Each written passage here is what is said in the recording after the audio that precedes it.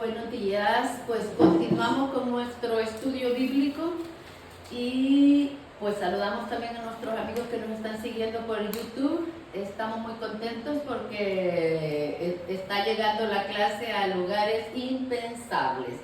Ayer fui a ver a mi tío, tiene 83 años y bien contento me dice, estoy viendo tus clases. Jamás hubiera yo pensado darle una clase a mi tío que ha sido misionero y ha evangelizado por décadas. Entonces todo el mundo está contento, pero también hay que ponerle me gusta, hay que suscribirse y compartirla. Solo el Espíritu Santo es el que obra. Nuestro único aporte es compartirla y llevarla a todos nuestros amigos y contactos. Como recordarán, el tema pasado vimos la inspiración y dijimos que es el influjo sobrenatural de Dios que ilustra la inteligencia y mueve la voluntad del escritor, con el fin de que vaya escribiendo las cosas que Dios quiere comunicarnos a través de él. También vimos la revelación. Dijimos que se entiende por revelación, revelar es lo mismo que describir, mostrar alguna cosa, remover un velo que oculta algo, es manifestar alguna verdad desconocida. Y pusimos de ejemplo Isaías 7:14, donde el ángel le anuncia a María que dará a luz un hijo y que le llamará Emmanuel. Y luego también cuando está el eunuco etíope estudiando las escrituras. Y luego también vimos el concepto de agiógrafo, dijimos que se le llama así al autor sagrado, que en la historia también se le ha llamado así a quienes escribían vida de los santos, y el concepto de inerrancia.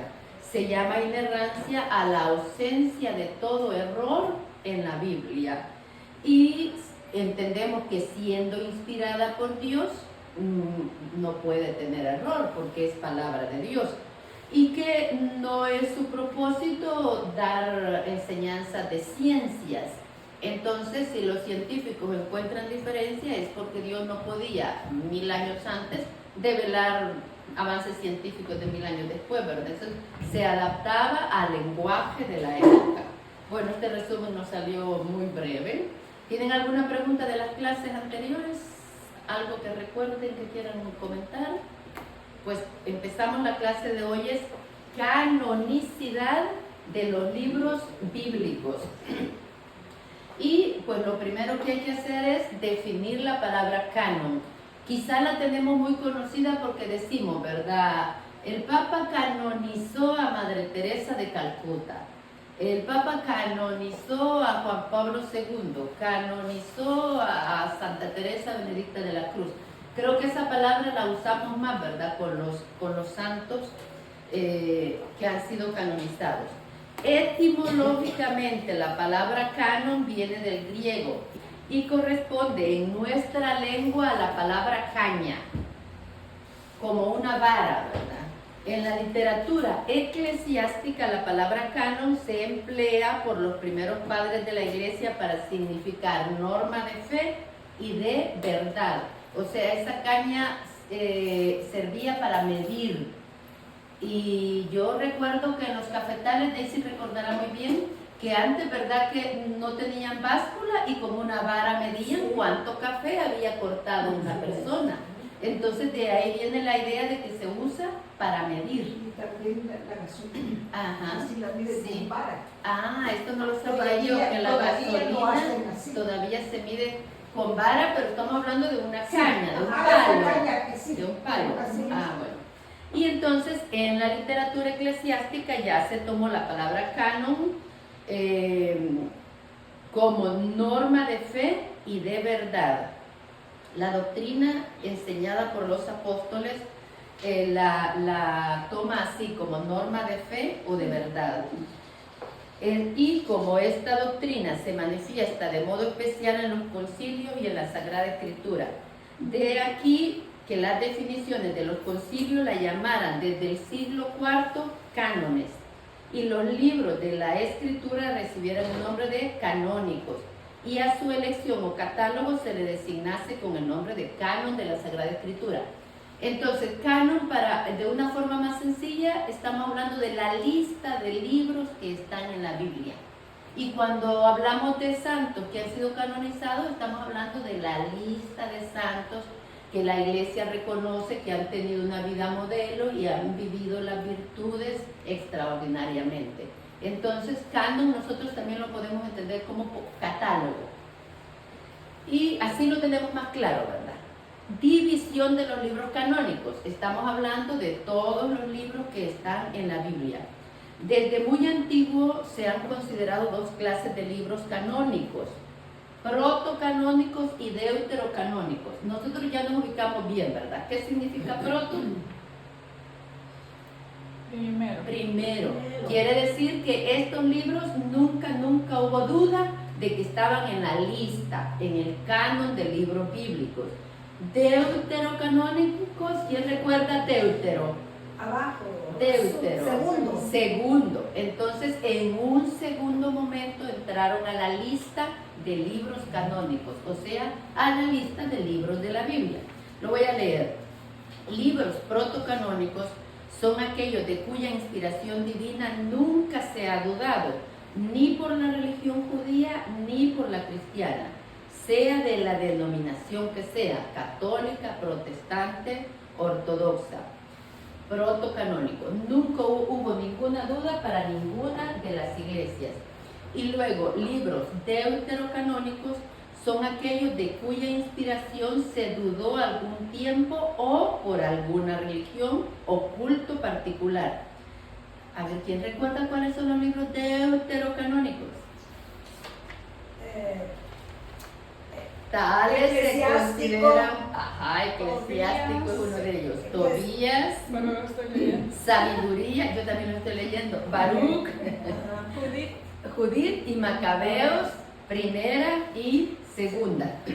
Son deuterocanónicos, quiere decir que en un segundo entraron al canon, a la lista, al catálogo de libros de la Biblia. Y en el Nuevo Testamento, la carta a los Hebreos, la de Santiago, la segunda de Pedro, la segunda y tercera de Juan y el Apocalipsis, así como algunos versículos de los Evangelios de Marcos. Estos libros también entraron en un segundo momento al canon bíblico, a la lista de libros bíblicos. Como consecuencia de lo anterior, hay dos clases de cánones: el judío y el cristiano católico. El canon judío se dividió en dos: el canon palestinense y el canon alejandrino. ¿Qué es el canon palestinense? Es el que utilizan los judíos que habitaban en Israel, el cual comprendía en el templo de Jesucristo únicamente los libros protocanónicos. ¿Cuántos son? 39 libros protocanónicos, o sea, los primeros, que nadie duda que forman parte de la Biblia y han formado parte de la Biblia siempre. Y el canon palestinense, que suena a Palestina, ¿verdad? Y el canon alejandrino, empleado por los judíos helénicos. ¿A quiénes les decimos helénicos? A los griegos. A los griegos, ¿verdad? Es decir, por los judíos de la diáspora o dispersión. Pasa todavía en nuestro tiempo que los gobiernos o la situación política o de violencia en un país hace que voluntariamente la gente emigre y se vaya. Entonces a eso quiere decir diáspora, dispersión. O sea que había muchos judíos que habían salido de Israel por la situación de la época. Entonces, el canon alejandrino, empleado por los judíos helénicos, es decir, por los judíos de la diáspora o dispersión, que nadaban por el mundo griego. Este canon estaba compuesto no solo por los libros protocanónicos, sino también por los deuterocanónicos.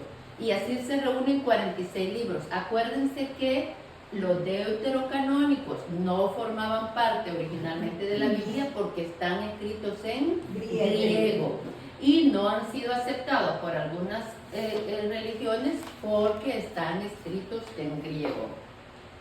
El canon cristiano católico, admitido por católicos y ortodoxos, es una colección de 46 libros. Es el canon alejandrino, completados por los 27 del Nuevo Testamento. Son pues 76 en total, conforme a la decisión oficial reconocida por el Concilio de Hipona en el año 383 y confirmada solemnemente en el Concilio de Trento en 1546.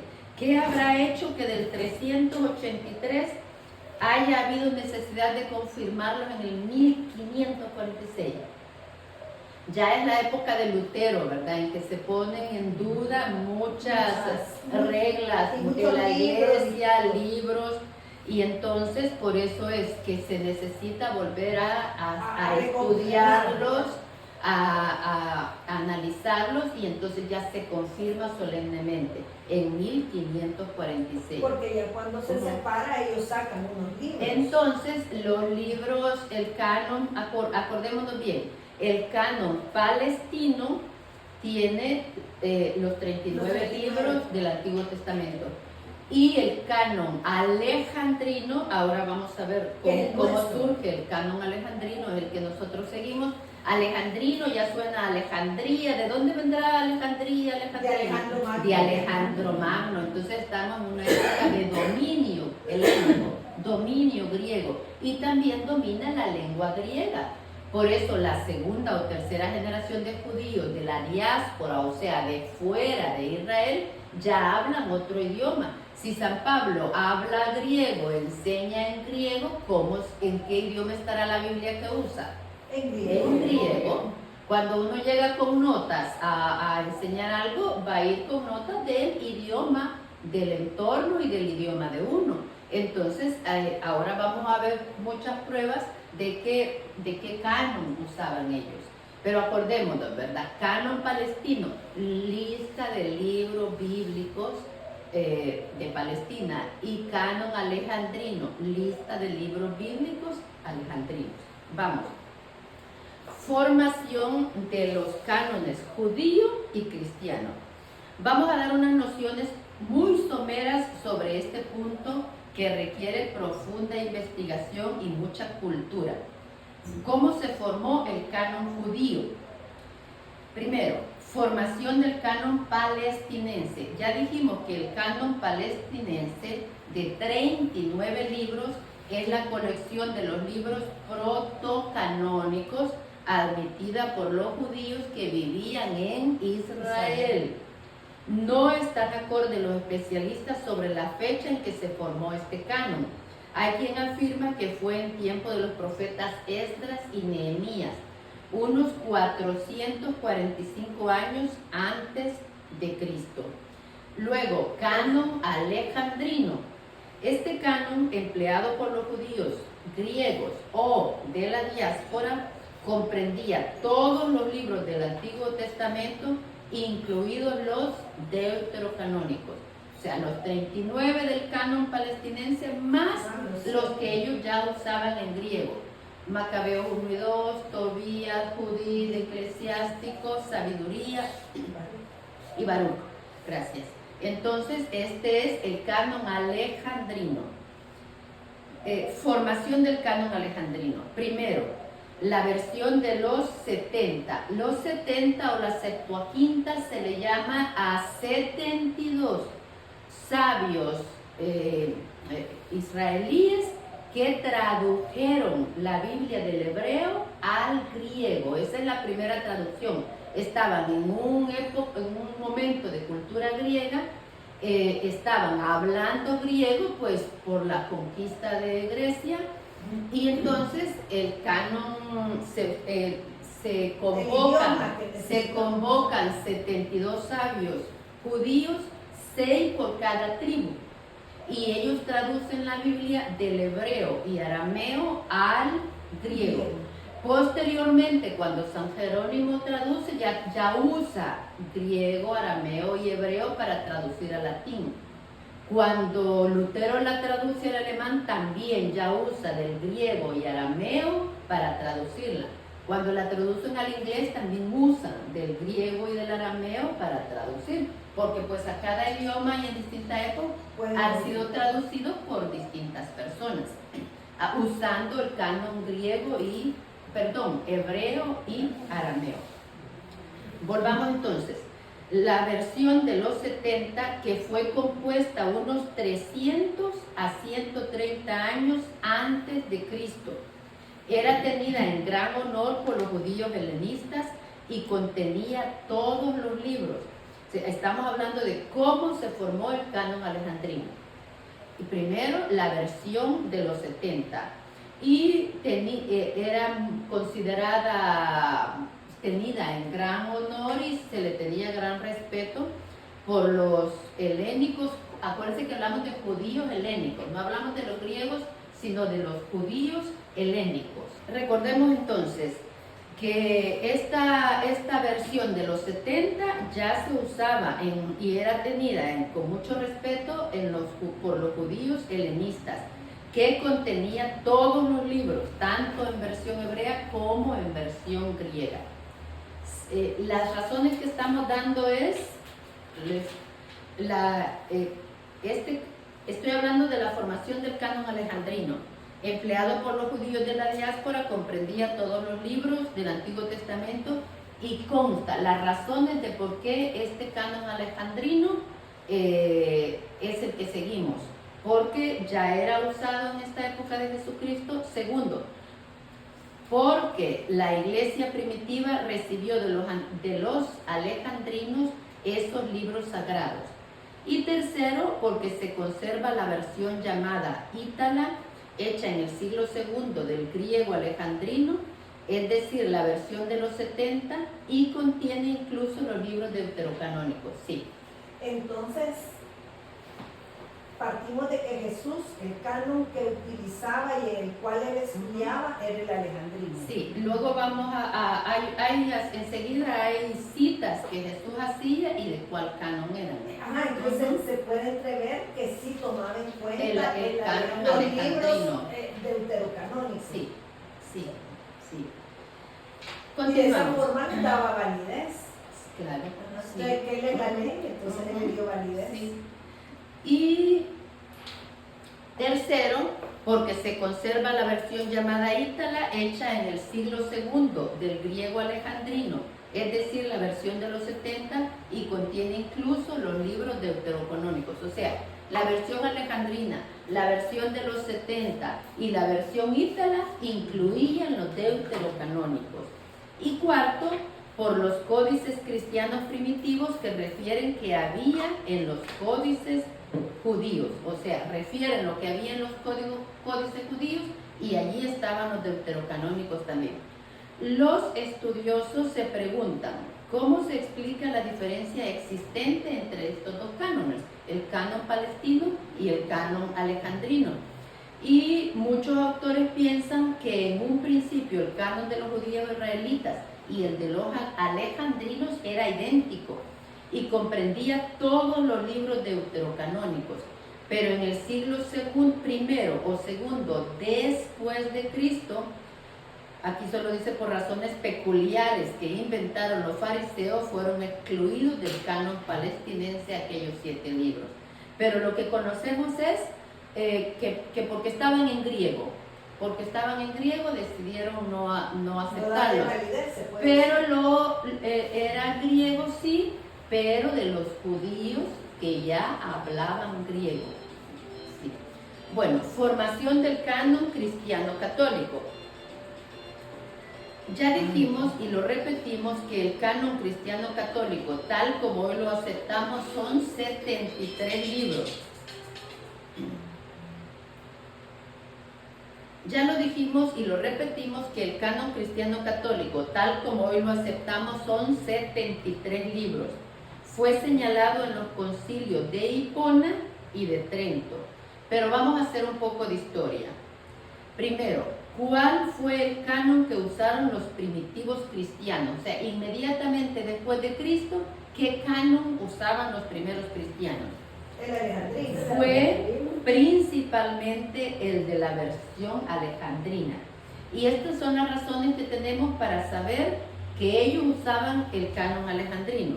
Primero, Cristo cita la Escritura según la versión de los 70.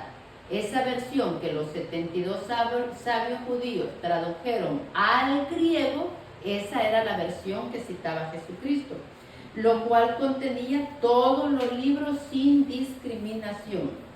De las 37 veces que Cristo cita la Escritura, 33 corresponden al canon alejandrino, según los entendidos. Y del Nuevo Testamento se encuentran 350 citas. En el Nuevo Testamento se encuentran 350 citas del Antiguo Testamento y del canon alejandrino. 300 de ellas corresponden a la versión griega, o sea, el Nuevo Testamento cita 350 veces el Antiguo Testamento y de esas 350 veces, 300 son del canon alejandrino. Segundo, que también los apóstoles empleaban esta misma versión y nombran libros deuterocanónicos como el de Judith, el de sabiduría y el de eclesiástico. O sea, los apóstoles citan de las Biblias del canon alejandrino. Tercero, la iglesia primitiva aceptó también la traducción de los 70. O sea, esa traducción alejandrina la aceptaba la iglesia primitiva. Cuarto, en el tiempo de los apóstoles y de las primeras comunidades cristianas, la cultura ambiental de la gente israelita era griega. Y esa fue la razón para que los libros del Nuevo Testamento fuesen escritos también en la lengua griega. Ahora bien, si los evangelistas y Pablo y los otros autores de los restantes libros escribieron en lengua griega, era natural que manejasen para sus consultas el canon de los 70. Entonces, pues ellos hacían sus consultas, ¿verdad?, en esta Biblia. Quinto, de que ese mismo canon lo recibieron igualmente los primeros padres de la iglesia. Llamamos primero, en la iglesia católica, llamamos primeros padres de la iglesia a los sucesores de los apóstoles, a los primeros presbíteros, a los primeros obispos. Son los que nosotros llamamos como padres de la iglesia. Creo que recordamos a Clemente Romano, Ignacio de Antioquía, incluso tenemos un día en la Iglesia Católica que se celebra a San Ignacio de Antioquía por el año 107 después de Cristo, San Irineo, Tertuliano, Cipriano. Entonces, estos primeros sucesores de los apóstoles usaban el canon alejandrino. Sexto, de un argumento arqueológico, en algunas catacumbas y cementerios de Roma puede confirmarse esta traducción apostólica de uso del canon alejandrino. Por ejemplo, en las catacumbas de San Calixto puede verse una escena que representa a los 3 jóvenes en el horno de Babilonia. ¿Qué libro es? Daniel. Y en las catacumbas de Priscila se ve la historia de Susana, que los 2 viejos la estaban acusando. ¿En qué libro está? Daniel, en el libro de Daniel. Y también se encuentran escenas de Tobías. Entonces, si en las catacumbas había dibujados escenas bíblicas, y estas escenas también eran del canon alejandrino. Por eso es otra prueba de que sí usaban ese canon en las primeras comunidades cristianas. Y el séptimo punto, que San Jerónimo, que es una autoridad en esta materia porque él tradujo la Biblia del griego, hebreo y arameo al latín. Al principio dudó de la canonicidad de los libros deuterocanónicos, pero luego reconoció que la Iglesia occidental estaba a favor de su canonicidad y se retractó hasta incluirlos en la traducción de la Biblia Vulgata, que es la traducción de San Jerónimo. San Jerónimo introdujo los deuterocanónicos también dentro de la Biblia. Muy bien, estas son razones a favor del canon alejandrino, ¿verdad? De todas estas personas que en época de Cristo, poco antes y poco después, usaban el canon alejandrino. Y ahora tenemos otra pregunta. ¿Cómo se formó el canon de los libros del Nuevo Testamento? Podríamos decir que se formó gradualmente. Los apóstoles, después de la ascensión de Jesucristo, cumplieron su mandato, ir por todo el mundo predicando el Evangelio a todas las criaturas. En ninguna parte consta que Jesús escribiera, ¿o sí? No. Sí. Así como no, con la adúltera que empezó a escribir en la tierra. Escribió en la arena, ¿verdad? Sí. Ni consta tampoco que él mandase a los discípulos que escribieran, pero sí consta que les dijo que no cesasen de anunciar la buena nueva a toda la gente. Y así vemos cómo Pedro predica ante las multitudes congregadas en Israel y al pueblo de Israel. Luego lo hace también Esteban y le siguen Juan y Pablo. En todo este tiempo hubo solamente una catequesis oral. A ver si recuerdan cómo le llamamos nosotros a esta catequesis oral, que dijimos que es fuente también de la iglesia, dígalo. De la tradición. Tradición, es a esta catequesis oral, tanto del Antiguo Testamento como del Nuevo Testamento, le llamamos tradición. Hacia los 50 años de nuestra era cristiana, comienza a aparecer el primer libro del Nuevo Testamento, a través de los evangelios, las epístolas de San Juan y de los otros apóstoles. Así se fue formando el canon del Nuevo Testamento, o sea, la lista de libros que tenemos en el Nuevo Testamento. Sí. En relación con la historicidad, los especialistas han hecho un estudio completísimo que aquí no vamos a transcribir, solo comentaremos únicamente lo que dice la Constitución Conciliar del Vaticano II. Sobre los evangelios, la Iglesia siempre y en todas partes ha mantenido y mantiene que los 4 evangelios son de origen apostólico, pues lo que los apóstoles predicaron por mandato de Jesucristo, después ellos mismos, con otros de su generación, lo escribieron por inspiración del Espíritu Santo y no lo entregaron como fundamento de la fe. El Evangelio cuádruple, Mateo, Marcos, Lucas y Juan. Los autores sagrados compusieron los 4 evangelios escogiendo datos de la tradición oral o escrita, reduciéndola a síntesis, adaptándolos a la situación de las distintas iglesias, conservando siempre el estilo de la proclamación. Así nos transmitieron datos auténticos y genuinos de Jesús, sacándolos de su memoria o del testimonio de los que asistieron.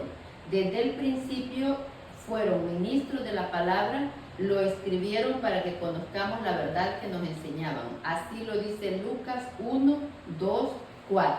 Entonces ellos fueron formando el canon del Nuevo Testamento también desde la tradición, desde la versión oral que comunicaban a los primeros cristianos, y empezaron a escribir ya hacia el año 50 después de Cristo, que las comunidades fueron creciendo y ya necesitaban enviar cartas y organizar también la vida de Jesucristo para enseñarla mejor.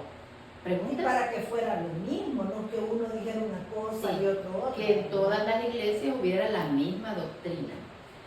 Sobre otros escritos, el canon del Nuevo Testamento, además de los 4 evangelios, comprende las cartas de San Pablo y otros escritos apostólicos inspirados por el Espíritu Santo. Estos libros, según el sabio plan de Dios, confirman la realidad de Cristo, van explicando su doctrina auténtica, proclaman la fuerza salvadora de la obra divina de Cristo, cuentan los comienzos y la maravillosa difusión y predicen la consumación gloriosa. Entonces, conocemos a través del canon del Nuevo Testamento conocemos la vida de Jesucristo, el anuncio del reino, de la salvación, la revelación y también las cartas que fueron escribiendo los apóstoles a las distintas iglesias que se iban fundando. ¿Preguntas? Hoy están muy calladas. Muy bien, terminamos entonces con los libros apócrifos. ¿Han oído esta palabra Sí, apócrifos? claro. Sí, ¿verdad? Y un montón de gente que no está en la iglesia Ajá. los menciona, hay un montón de dudas Sí. y todo eso genera un montón de especulaciones negativas aún sobre la iglesia. Sí, a veces no comprendemos el significado de la palabra, ¿verdad? Y nos imaginamos y sobre la imaginación construimos algo. Apócrifo simplemente significa oculto. Los historiadores hablan también, al tratar de la canonicidad de la Biblia, de libros apócrifos. Se refieren a ciertos libros no admitidos como canónicos. Y ahora vamos a ver, ¿verdad?, por qué no fueron admitidos en el canon bíblico. Apócrifo es una voz griega que se traduce como oculto, escondido. Por lo tanto, el sentido bíblico, podemos decir que un libro es apócrifo cuando su canonicidad es incierta, porque está oculta, razón por la cual no ha sido admitida en el canon canónico. O sea, son libros que también se estudiaron, al igual que todos los que se admitieron, también se estudiaron, se analizaron, se reflexionaron, pero no se admitieron en el canon bíblico. Origen de los libros apócrifos.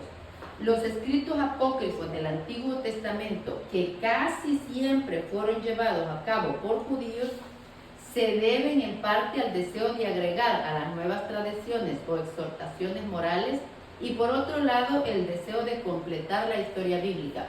Recordémonos que en época de Jesucristo los judíos tenían más de 600 reglas que derivaban de los mandamientos que Dios le entregó a Moisés. ¿Cuántos mandamientos Dios le entregó a Moisés? 10. De esos 10, los judíos habían derivado más de 600. Esa podría ser una posibilidad, ¿verdad?, de que ellos trataran de introducir más normas y optaran en esa época por dejar solo los que Dios le dio a Moisés.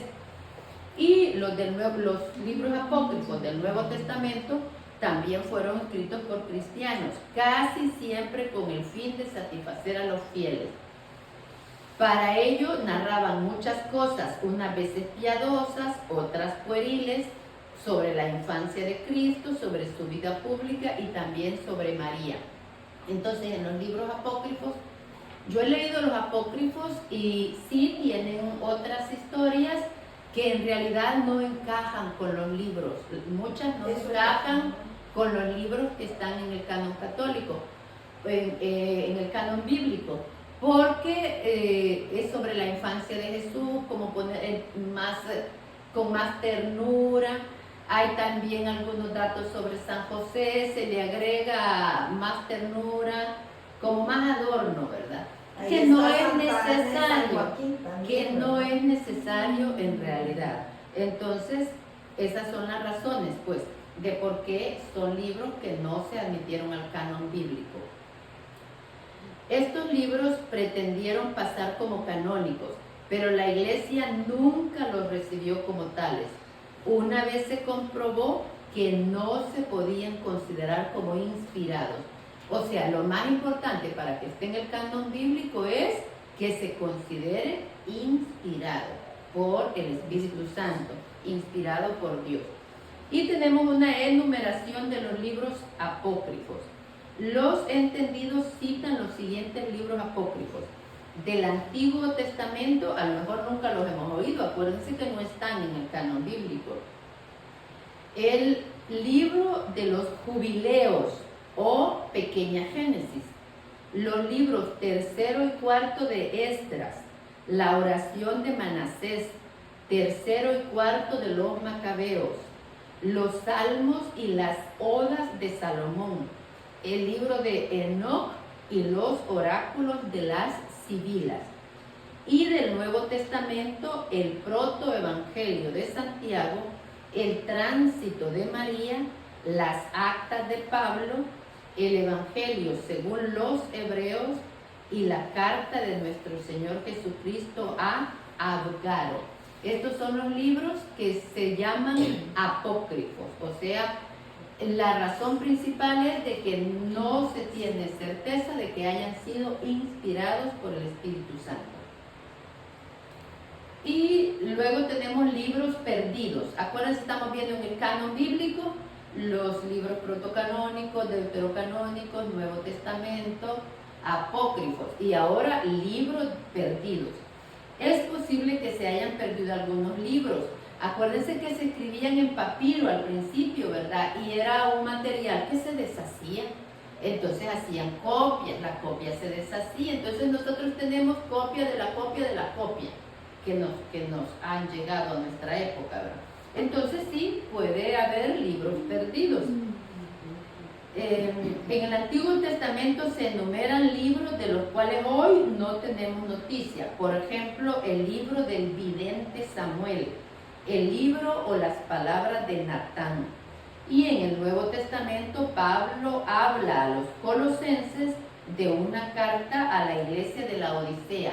Pablo dice que escribió una carta a la iglesia de la Odisea que no se tiene ningún rastro de esta carta. Y lo mismo puede haber pasado eso, ¿verdad? Que simplemente no la copiaron a tiempo. Nos pasa a nosotros a veces, que tenemos un libro que queremos mucho y no lo mandamos a reparar a tiempo y se nos destruye. Entonces sí puede haber libros que se han perdido. Y tenemos otra pregunta. ¿Y si hoy se hallaran esos libros perdidos, podrían añadirse al canon bíblico? Tendrían que hacer un concilio, pienso yo, para poder añadirlo. Posiblemente, siempre que se aclare que fue realmente inspirado, como ocurriría con seguridad con la carta citada de San Pablo a la Odisea. O sea, si encontraran escritos de esta carta que San Pablo ya da testimonio de que envió a la Odisea, podría estudiarse porque tendrían que darle autenticidad, porque podría ser algo estudiarse si es inspirada, y si concluyen que es inspirada, entonces podría agregarse al canon bíblico. Para cualquier otro libro supuestamente inspirado hay que tener muy en cuenta que la revelación y la inspiración bíblica se cerró con la muerte del último apóstol directo de Cristo, es decir, San Juan, ocurrida hacia el año 105 de nuestra era. Entonces, les voy a repetir esto, me parece bien importante de recordarlo. La revelación y la inspiración bíblica se cerró con la muerte del último apóstol, que fue San Juan, hacia el año 105 después de Cristo. Muy bien, para tenerlo más claro, los libros que están dentro del canon bíblico es lo que estamos estudiando hoy. Y tenemos muy fresco esto, ¿verdad? Porque lo acabamos de ver en la estructura de la Biblia, y entonces ya sabemos que esta es una Biblia que usamos en la Iglesia Católica. Entonces tenemos los 46 libros del Antiguo Testamento, que incluye 39 protocanónicos y 7 deuterocanónicos. ¿Quieren que lo repitamos? No, pues no. No, es decir, sí, pero si quieres, sí, ¿verdad? Entonces, tenemos, ¿verdad? Los primeros 5, que son, ven que sí tenemos que repetirlos: Génesis, Éxodo, Levítico, Números y Deuteronomio. Incluso lo podemos ver en el índice para que tengamos bien claro, ¿verdad?, cuáles son los libros que tenemos en el canon bíblico. Yo creo que siempre hay que estarlos repasando, porque la memoria así funciona, con la repetición. Y entonces luego tenemos los libros históricos, que tenemos a Josué, Ruth, Primera y segunda de Samuel, primera y segunda de Reyes, primera y segunda de Crónicas, Esdras, Tobías, Judith, Esther, Jueces, primera y segunda de Macabeos. Vean que aquí nosotros tenemos algunos que son deuterocanónicos, como primera y segunda de Macabeos y Judith. Entonces, allá, aquí tenemos la lista de libros históricos. En esta lista entran algunos protocanónicos y deuterocanónicos. ¿Alguien va a seguir con el sacerdote? ¿Alguien quiere?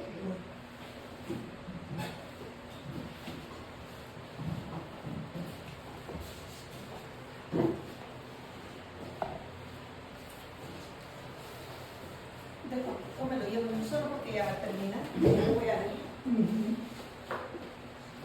Después de los libros históricos vienen los libros proféticos. Aquí presten atención a ver si aparece alguno deuterocanónico. Isaías, Jeremías, Lamentaciones, Baruch, Ezequiel, Daniel, Oseas, Joel, Amós, Miqueas, Nahum, Habacuc, Sofonías, Ageo, Zacarías y Malaquías. ¿Cuál es deuterocanónico? Baruch, gracias. Baruch es deuterocanónico. Y luego tenemos los libros sapienciales. A ver si aquí hay alguno deuterocanónico. Proverbios, Eclesiastés, Eclesiásticos, Salmos, Sabiduría. ¿Cuáles me faltan? Job. ¿Cuál acá es deuterocanónico?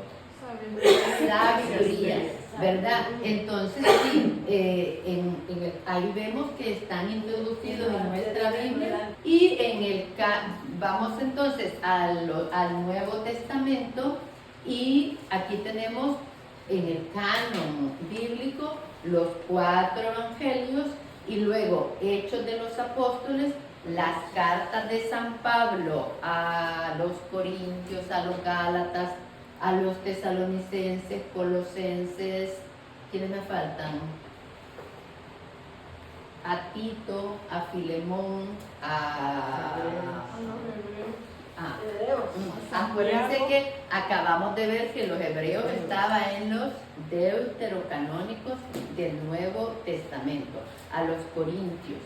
Y luego finalmente tenemos las cartas de San Pedro, de Santiago, de San Juan y finalmente el libro del Apocalipsis.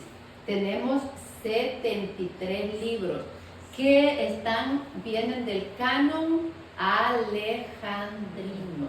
Ven que ahora los temas son más cortitos y entonces ya terminamos. Y les agradecemos a los que nos siguen por YouTube, les agradecemos mucho que sigan con nosotros y que se acuerden de darle me gusta y suscribirse, compartirlo y que activen la campanita para que automáticamente les llegue la clase. Muchas gracias, feliz día de la amistad, hasta pronto. Gracias.